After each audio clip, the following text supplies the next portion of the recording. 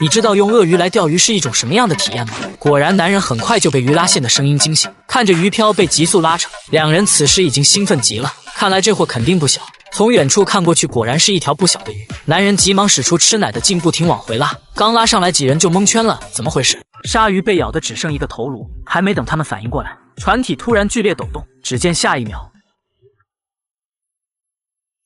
与此同时，在万里之外的南极洲，科考队发现一艘失联46小时的核潜艇。但让人不解的是，这艘核潜艇距离原本出事的位置相隔5000多公里，即使是超强风暴，也不可能吹出这么远的距离。这一切的疑问，或许只有幸存者才能够说清楚。很快，舱门从外被强行打开。当士兵进来后，诡异的是，里边的几百号人已经消失不见。而奇怪的是，明明里边还有人生活过的足迹。很快，士兵又发现一个可疑点：导航系统炸了，而且里边的芯片硅也被融化。舱内所有电路已经短路，好像被闪电击中一样。但进来后的生物学教授并没有感到一丝的惊讶，似乎好像知道是什么东西所为。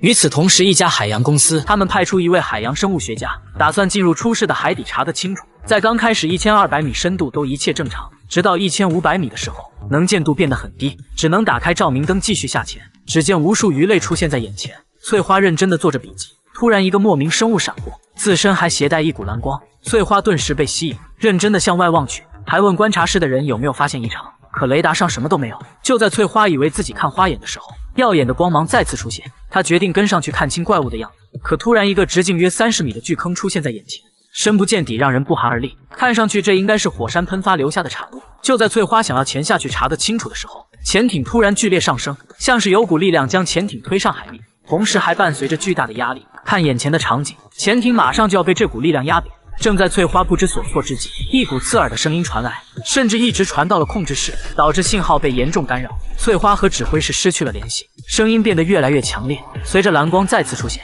一群庞然大物从下方游了出来。从体型上来看，它们比至今地球上发现的任何生物都要庞大。潜艇不断遭受着撞击，幸好翠花凭借多年的驾驶经验，成功离开了深坑。随之通信设备也恢复正常，但这一切怎么可能就这样结束？时间来到傍晚，几个孩子正在海上冲浪，突然一人不小心摔进水里。正在小帅不知所措之际，远处灯塔上出现一只东西，引起他的注意。同伴们又故意离他远去，顿感不妙的他立马游回去，但怪物已经出现在他的眼前。好在那东西并没有伤害他，整蛊他的朋友这时正好赶过来救下他。回去后，他开始查阅这奇怪的生物，心里一直对这奇怪的生物耿耿于怀。于是两人又趁着黑夜来到事发的地点寻找怪物。突然，海面上漂浮着许多像是蛋一样的东西，男孩也不懂这是啥，捞起一个就带回家，而且还偷偷的放到鱼缸里养。另一边的翠花，自从驾驶潜艇逃离深海后，就向指挥室的人诉说自己遭遇的海怪。翠花可以肯定，这种庞然大物不属于人类至今发现的任何一种生物，它们攻击力强，擅长群体出动。基于这种说法，翠花被带到了军方基地，教授亲自询问经过。在交谈的过程中，对方问得很详细，比如说在遇到海怪的时候，有没有听到声音和看到光芒。翠花意识到对方似乎对海怪很了解，教授还说不要再调查此事，显然军方要刻意隐瞒。接着翠花还被公司炒了鱿鱼，这更加说明事情没有这么简单。另一边的小帅发现家里鱼缸的金鱼凭空消失，为此母亲还和他大吵了一架。小帅知道一定是怪卵孵出来将鱼吃掉了，还没等上前查个清楚，只听砰的一声，鱼缸瞬间破裂，同时家里的台灯和电视机也闪来闪去。看到怪物的身影，小帅顺着楼梯追去，发现怪物走过的地方都会留下一道黏糊糊的液体。在卫生间，小帅看清了怪物的样子，但害怕家人发现，只能将小可爱抱起来放在了家里的杂物间。夜晚，一老一少在海里钓鱼，突然眼前的一幕让他们傻了眼，无数的流星集体坠入大海，这似乎预示着将有大事发生。深海惊现庞大的莫名生物，两个潜水员出于好奇跟了上去。很快怪物掉头向这边游来，两人只能赶紧躲进隐秘处，但其中的弟弟过于紧张，触动了手里的鱼线枪，刚好射到怪物身上。被攻击的怪物瞬间暴走，弟弟还没反应过来，就被巨大的拉扯力撞到障碍物上。危急时刻，大壮赶紧掏出匕首尝试割断绳子，但怪物的力量实在太大，只能傻傻的看着弟弟被拖进深海。当大壮反应过来想要追上去的时候，氧气已经不足，昏死过去，飘向海面，被船上的同伴救下。当大壮在医院醒来后，听到至今还没有找到弟弟的尸体，身为哥哥的大壮陷入深深自责，恨自己没有保护好弟弟。另一边，被炒鱿鱼的花姐正在家里看电视，里面的记者正在直播一次离奇事件，说在海边出现一只莫名生物的尸体，体型甚至比鲸鱼都要大，而且还有类似鳄鱼的四肢。从描述上看，这就是花姐所见的怪物。于是他决定前往目的地查个清楚。同时，大壮在家里也看到这则新闻，弟弟的离开让他彻夜难眠。如今有了怪物的消息，自然不能坐以待毙，所以不顾家人的阻拦，开车前往目的地。而此时的现场已经被军方封闭，除特殊工作人员之外，其余人都不准靠近。大壮找机会想要闯进去，还没跑几步就被士兵拦下，并且让所有前来的人都稍作休息，然后各自散去。期间，花姐和大壮主动说话，两人相识。大壮还把袭击弟弟的怪物画出来给花姐看。他们意识到军方显然是刻意隐瞒，但两人前来都有自己的目的。于是夜晚在对面租了一艘小船，开始偷渡到对面查看。这时军方的防守已经比白天放松很多，但他们还是来晚了一步。怪物的尸体已经消失不见。突然，花姐的儿子发现四周全是数不清的茫蛮，这让他忍不住大叫。险些被看守的人员发现，或许他们要的答案就在茫蛮体内，因为这种生物常常会寄生在鲸鱼尸体上为食，庞大的怪物应该也不例外。同时，怪物已经被运送到军方实验基地，他们打算切割怪物，看看这个未知的庞然大物到底是什么物质组成。军方用最先进的激光术进行切割，可怪物不知是什么物质组成，皮肉异常坚硬，激光打在上面已经冒烟，也没有割出一点缝隙。要知道，这种激光就连切割坚硬的钻石都是轻轻松松，无奈工作人员只能加大功率。眼看怪物已经逐渐切出一个破口，众人异常兴奋，殊不知大祸临头。突然，怪物从破口爆裂，喷出的黄色液体直接将一人打飞。当走上前查看的时候，小黑脸部已经血肉模糊，看上去像是被烧伤一样。医院赶紧对其进行抢救，但是看现在的状况，小黑能不能活下来都是未知数，更别说恢复成之前的样子。正在这时，小黑的心率急速攀升，仅仅在眨眼的功夫就来到140多。要知道，这已经不是人类所能承受的范围。随着小黑脸部流出了怪物体内的黄色液体，还伴随着剧烈抽搐。转眼又一看显示器，我的天心率已经240。小黑感觉体内有一股能量袭来，而且马上就要爆炸。他让众人赶紧离开，不要再死马当做活马医。老教授也很失落，因为小黑一直是他科研道路上的左膀右臂。但夜晚，小黑竟然诡异地睁开眼睛，扯下来身上所有的抹布。医生本以为他是彻底放弃治疗，没想到当小黑回头的一刻，顿时医生傻了眼。小黑的伤口已经完全恢复，而且肌肤看上去更加紧致。这样的结果让所有人都很诧异，这到底是什么神仙操作？难道是怪物体内的黄色液体起的作用？教授赶紧涂在手上，然后放在酒精灯上熏烤。本以为手会被烤得滋啦流油，然而半个小时过去，教授看了看自己的手，依然完好无损。这就证明自己的猜想是正确的。怪物凭借这种物质拥有极强的自愈能力，完全可以称为无敌的存在。如果可以为人类所用，这将是医学界和军事界的重大突破。美女在海上玩起了滑翔伞，殊不知一场灭顶之灾即将来临。只见前方的海水被一股莫名的力量不断搅动，仅仅在眨眼的功夫，就形成一个深不见底的巨大漩涡。美女赶紧提醒下方的闺蜜，可对方以为她是在开玩笑。当反应过来，已经为时已晚，连船带人被一起卷下去，饮恨西北。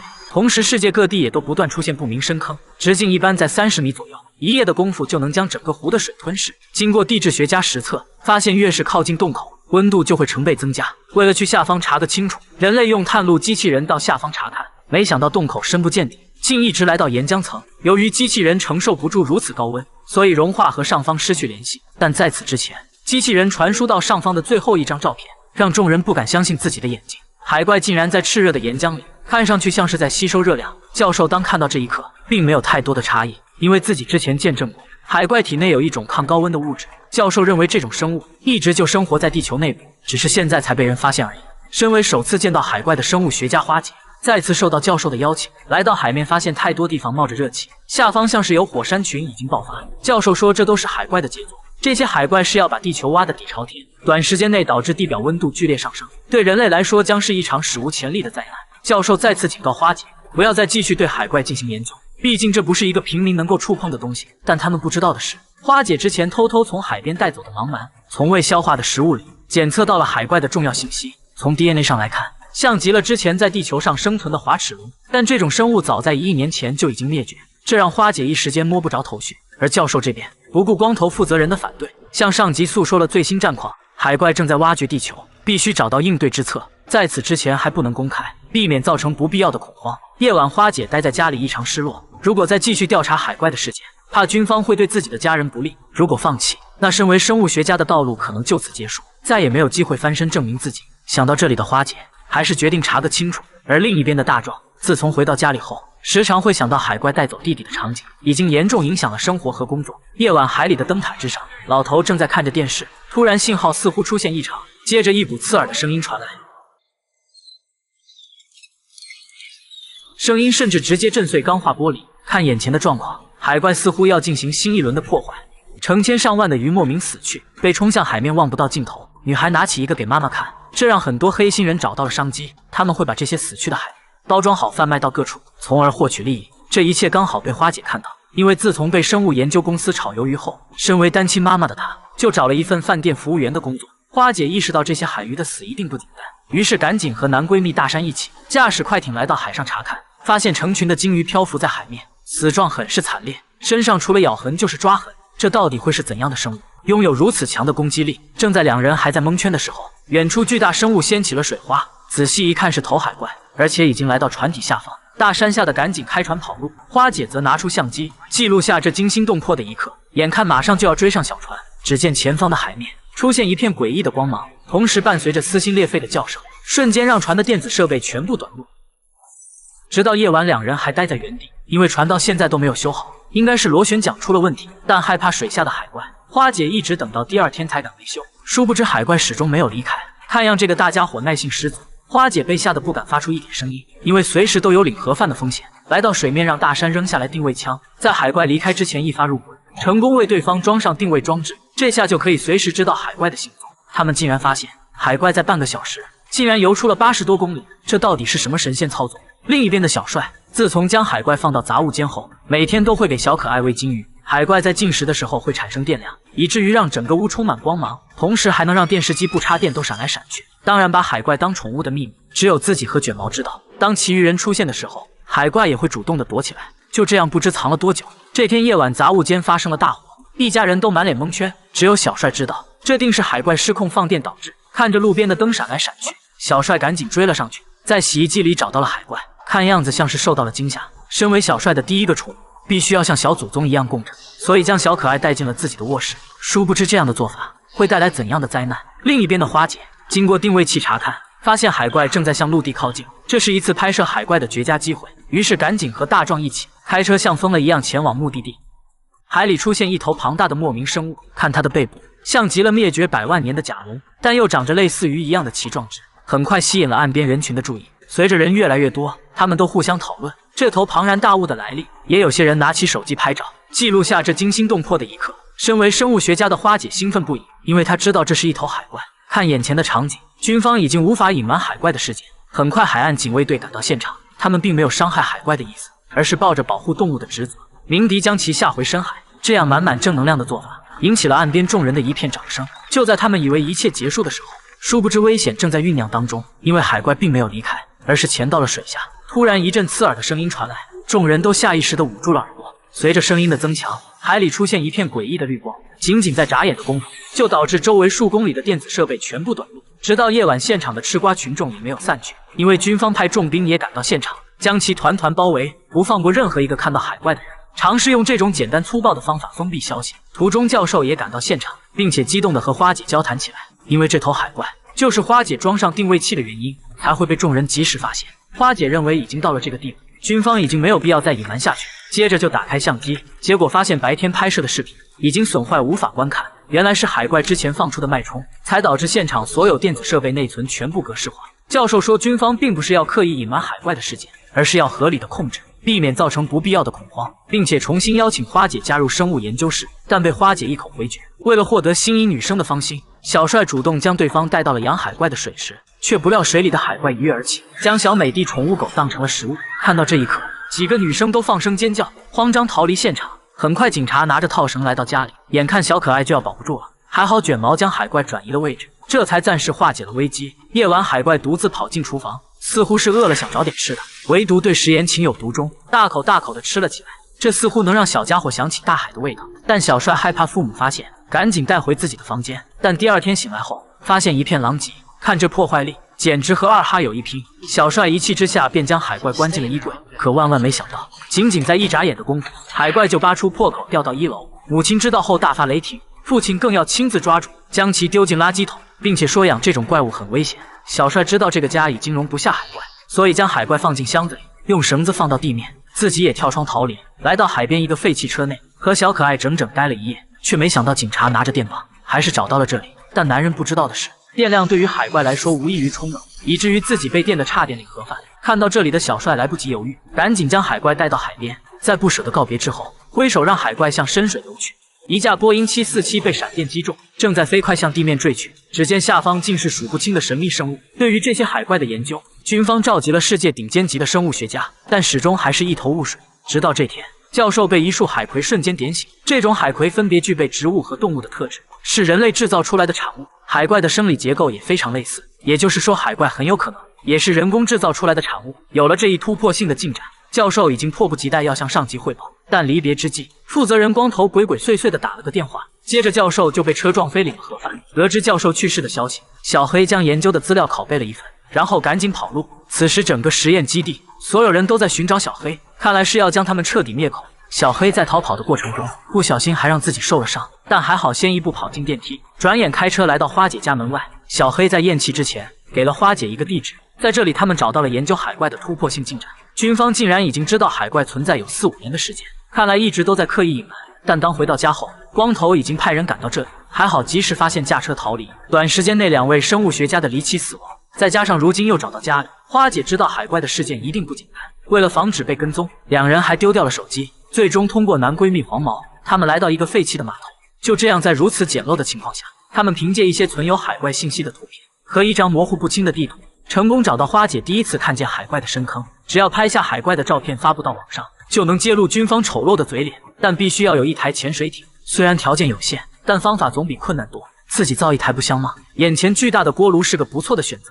花姐拍了几下，厚度完全够下潜到5000米左右的深度，示意从这里改一个窗口，简直不要太完美。接下来就是昼夜不停的改装。在经过连续几次的实验后，潜艇终于大功告成。花姐和大壮搭载着自制潜艇，打算下潜到海底拍下海怪的照片，而黄毛就负责将他们用吊机放下去。还不到1000米深度的时候，潜艇就出现漏水的情况，但两人并没有在意。殊不知这样的做法会赔上性命。只见下方出现一个深不见底的洞口，海怪也时不时的游过潜艇。就在花姐兴奋的想要拍照的时候，潜艇突然急速下降，眼看就是玩命的节奏。但还好他们运气不错，潜艇落在了洞口边缘。仔细一看，原来是上方的钢丝绳断裂。要知道，如此长的钢丝绳，重量最起码在2吨以上。看着将潜水艇拉进深洞，两人毫无办法。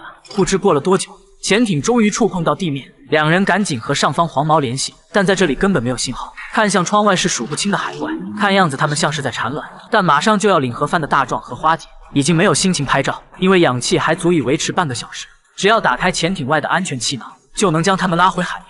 问题是必须先修好短路的电线。随着灯光亮起，两人终于看到了希望，但安全气囊刚好压在潜艇下方，无法完成启动。希望再次化为绝望，花姐只能不停的呼救。终于对面有了回应，但说的语言根本听不懂，也就导致无法沟通。同时，花姐的求救信息还被海岸警卫队收到。光头听出这是花姐的声音，命令销毁这则求救信息。而这时大壮看向窗外，竟然发现一个人在海底散步，这让他直接傻了眼。原来是过于思念弟弟产生的幻觉。眼看氧气就要用光，就在这个领盒饭的时刻，花姐又想到一个好办法，他们可以利用灯光将庞大的海怪吸引过来，在海怪撞击潜艇的过程中，或许就能打开安全气囊。这种置之死地而后生的方法果然好用，潜艇顺利打开，直接将他们拉回了海面。打开舱门，赶紧割断连接潜艇的绳子。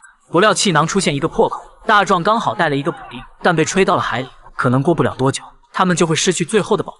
突然，一架飞机出现在不远处，大壮赶紧打出信号弹，但能见度太低，对方根本没有看到。就这样，在经过一夜后，天空终于放晴。之前放两人下水的黄毛，早在船上已经遇害。看遍地的弹壳，应该是发生了激烈的枪战，而毫不知情的两人还坚信同伴一定会来救他们。正在这时，一条鲨鱼出现，围着救生筏转起了圈。根据生物学家花姐多年的经验，鲨鱼此时已经把它们当成了食物，并且会在20分钟内发起攻击。如果不想被吃掉，就要看上去更加强大。于是两人撕心裂肺的大叫，成功将鲨鱼吓跑。但直到夜晚，他们始终没有等到救援。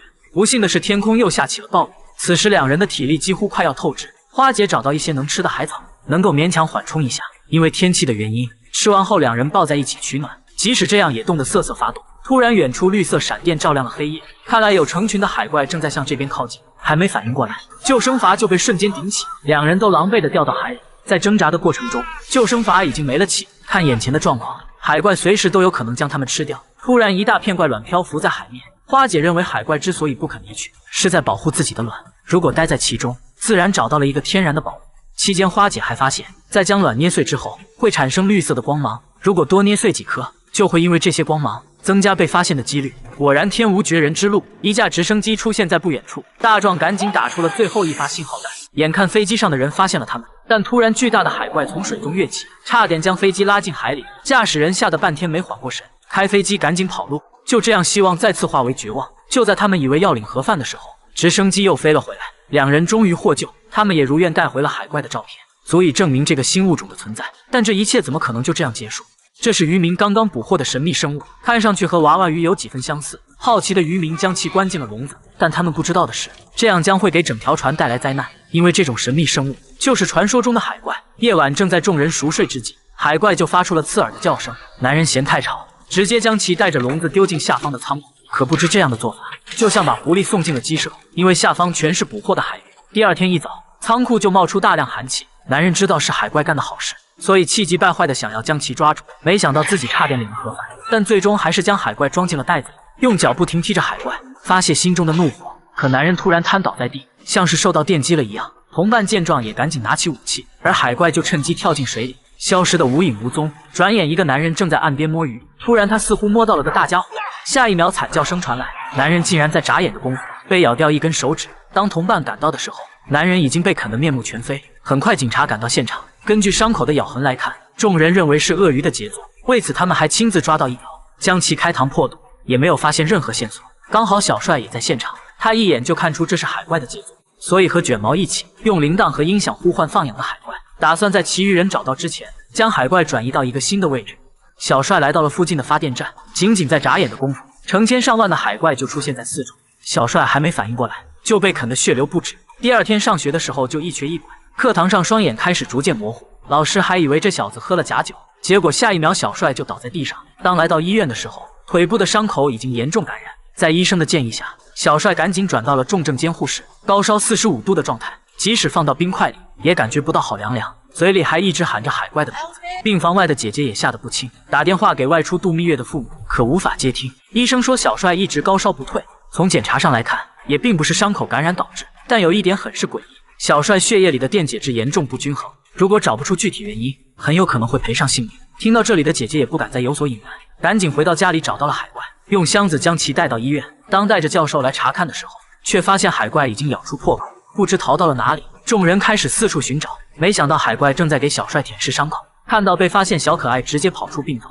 警察拿枪将海怪堵在角落。随着一声枪响，小帅也醒了过来，看着倒在地上的海怪，小帅一句话都没说，只是抱在怀里，像曾经那样。直到夜晚，神奇的一幕出现，小帅的伤口竟然完全修复，看不出一点痕迹，而且高烧也退去。康复的小帅来到水族馆，看望自己的海怪。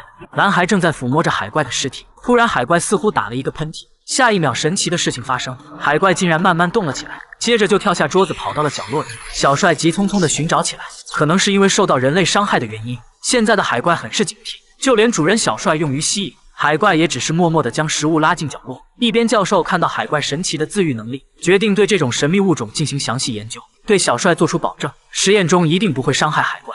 最终经不起忽悠的小帅答应了下来，接着用海怪平时最喜欢的实验从角落中引了出来，海怪也逐渐放下戒备之心，和小帅依偎在一起。但在接下来几天的研究中，海怪被放在鱼缸里，看上去心情很是低落，就连东西也不肯吃上一口。看到这里的小帅很是担心，要求教授停止这次实验。而此时的教授竟然翻脸不认人，气急败坏地让小帅滚出实验室。被轰出来的小帅越想越不对劲，于是他再次返回了实验室，却发现海怪被打了大量麻药，放在桌子上。原来教授为了对海怪更深一步的了解，打算对其进行分解，然后详细研究。事已至此，小帅根本无力阻止。教授还说，从今天开始，你已经被水族馆开除。失落的小帅独自走在回家的路上，却发现路灯会随着自己的移动而闪烁，难道是和海怪咬伤有关？小帅也没有多想，和刚交的女友一起来到海边散心。突然水里传来惨叫，远处也泛起绿色的闪电。小帅知道有大量海怪正在靠近，直到第二天，岸边发现受害者的断臂，现场家属哭得撕心裂肺。看到眼前的一幕，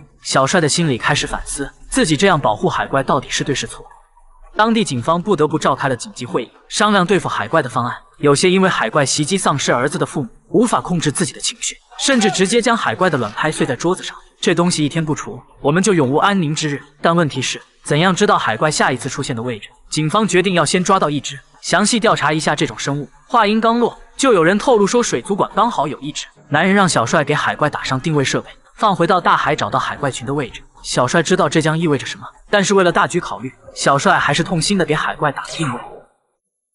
知道实情后的小美说，这样的做法等于把这个新的物种推向毁灭，但是看现在的发展趋势，也没有更好的选择。小帅也不想让众人和自己一样变成同学口中的怪物。第二天，海边就出现一大片怪物，有人打算收集起来详细研究。小帅直接将汽油洒在水里，一把火将现场烧了个干净。殊不知这样的做法会彻底激怒整个海怪家族。通过几天的观察，发现被做标记的海怪正在向陆地靠近，所有人都意识到这将是消灭海怪最好的时机。在警方的带领下，所有因为海怪袭击失去家人的幸存者也都纷纷赶到现场，拿着各样的武器，等待即将到来的海怪大军。就此，一场人类和海怪的战争正式打响。只见密密麻麻的海怪进入攻击范围，随着长官一声令下，众人都对着水里的海怪疯狂开火。一瞬间，现场枪林弹雨，海怪一个接着一个倒下，不断传来痛苦的嘶吼。现在看来，人类在这场战斗中占据了主动。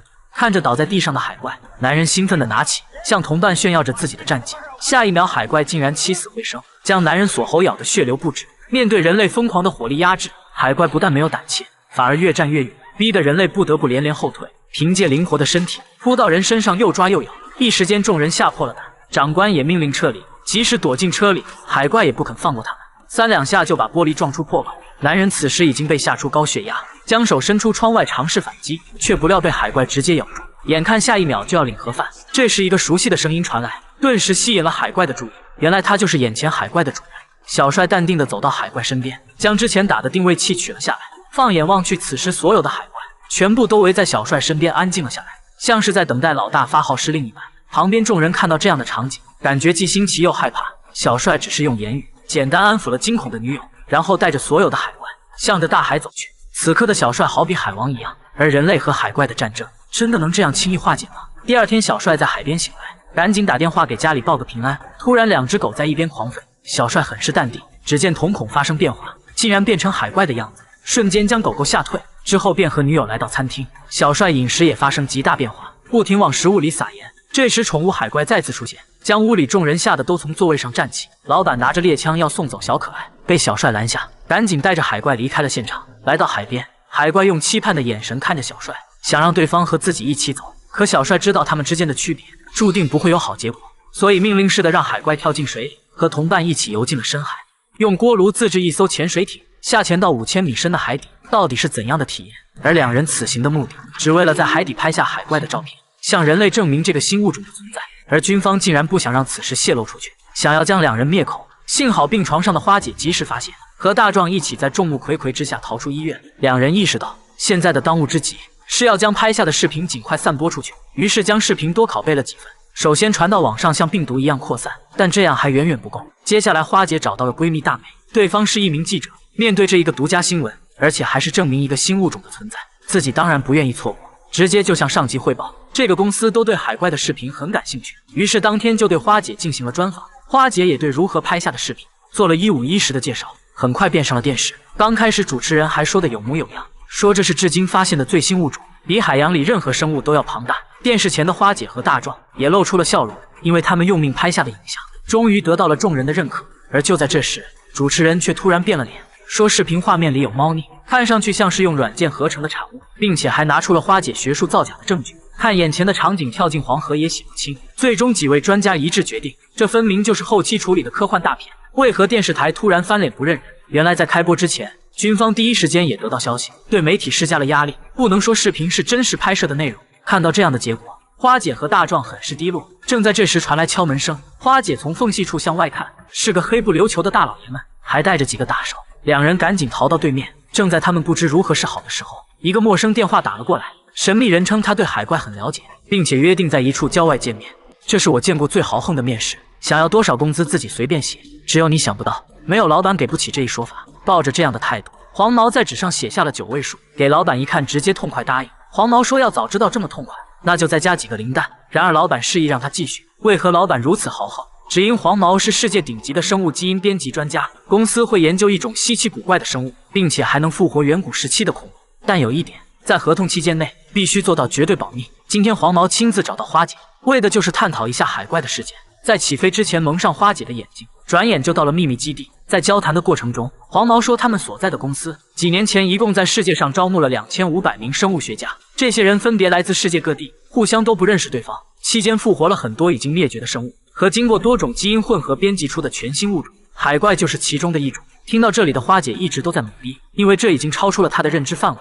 黄毛认为有一天自己的研究会造福人类，没想到海怪竟然被公司放进了海里，而且已经威胁到人类的安全。黄毛认为军方不会知道实情，一定是内部有人走漏了消息。听到这里，花姐直接昏了过去。当醒来的时候，已经被送到了安全的位置。通过黄毛给到的线索，花姐和大壮很快锁定了一家全球最大的制药公司，而其中的创始人很神秘，网上查不到任何信息。两人只能假扮成记者，对公司进行采访。可不料这点小伎俩很快被接待的人识破，无奈两人只能来到一家分厂。可奇怪的是，这里竟然一个人都没有。大壮突然发现角落中躲着一个类似人形的生物，可下一秒，恐怖的一幕出现在眼前。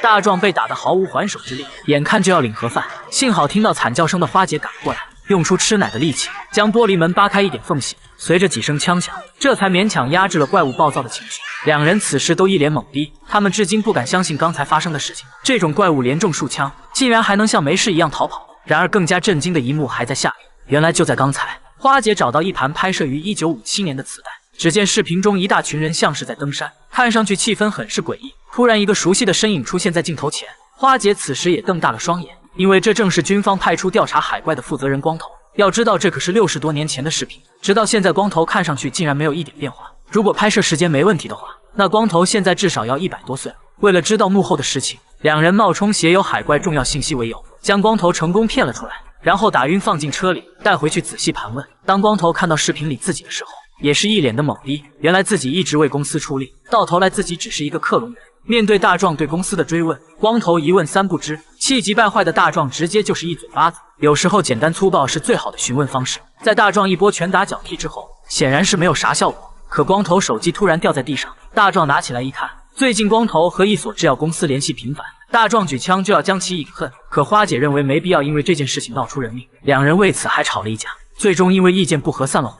可不料花姐刚回到家看完儿子，就被一群西装男堵住，原来是前夫出卖了她。这是一次校园暴力现场，只见黄毛不停对另一名同学进行殴打，眼看就是出人命的节奏。突然被打的男孩开始反击，用出吃奶的力气捏住对方的手，黄毛痛得跪坐在地，就差喊妈妈了。只见小帅手中突然发出一道绿色光芒，黄毛直接倒在地上，似乎领了盒饭。原来小帅已经不是人类，自从被海怪咬伤后，身体就开始发生变化。当同学得知小帅养了一只海怪后，都不由得投来异样的眼光，甚至今天有人向他储物柜里放了死鱼烂虾。小帅看到也不知作何解释。放学又遭到小混混的挑衅，没想到拥有海怪体质的小帅已经力大无比，小混混也只有挨揍的份。在刹那间过后，小帅甚至不知道刚才发生了什么，旁边的吃瓜群众还在懵逼。小混混脸上同时出现了大面积烧伤。夜晚，对方的父母带人找到家里，就连警察都无法制止。在众人面前，此时小帅已经成为一个怪物。警察对天开枪，说有重要广播要让大家听一下。原来就在刚刚，由于海怪群在海下长时间挖洞，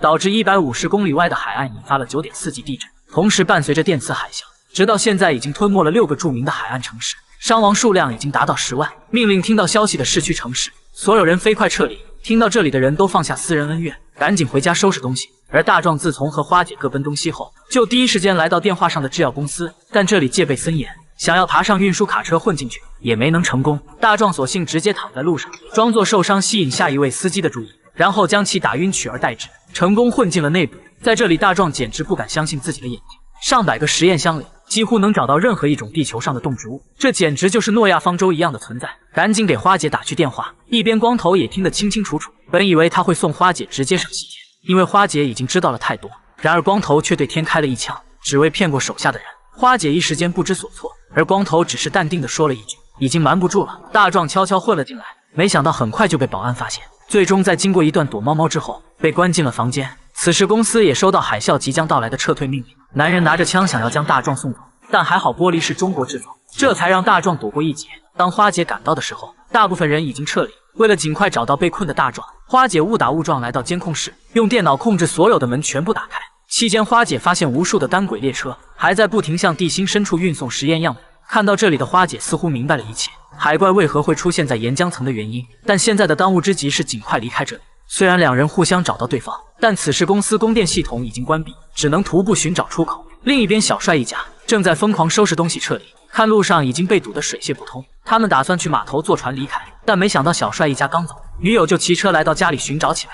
这时，一个精神小伙找准机会，抢走了小美的车，并且将其推倒昏了过去。当来到码头的时候，小帅一眼就看出这是女友的电动车，于是他走上前将精神小伙暴揍一顿，然后跳下船去寻找小美。接着两人相遇，发现海怪还在悠闲地看电视。记者说海啸还有半个小时就会到达这里，小帅赶紧开上父亲的汽车，像疯了一样在道路上飞驰。好巧不巧，刚好遇到大壮和花姐。虽然他们都是这部美剧的主角，但彼此至今都还不认识。此时的大壮气急败坏，上来就要动粗，但看是两个孩子，就先放他们一马，驾车赶紧跑路。当大壮和花姐看到车上的海怪，一脸的兴奋，因为他们有了共同语言。此时汽车竟然没油了，眼看100米的海啸正在靠近，四人赶紧跑到了附近最高的教堂，但通向天台的入口被锁住，大壮只能用砖头猛砸。此时海水已经灌进教堂，突然一个海怪似乎发现了他们，但还好现在并不饿。眼看第二波海浪即将来临，终于抢先1秒将门板打开。在大自然面前，人类显得多么渺小。此时危机终于结束，四人逐渐站起，眺望远方。曾经昔日繁华的城市已经狼狈不堪，全部被浸泡在了水里。面对全新的水上世界，人类又该如何生存？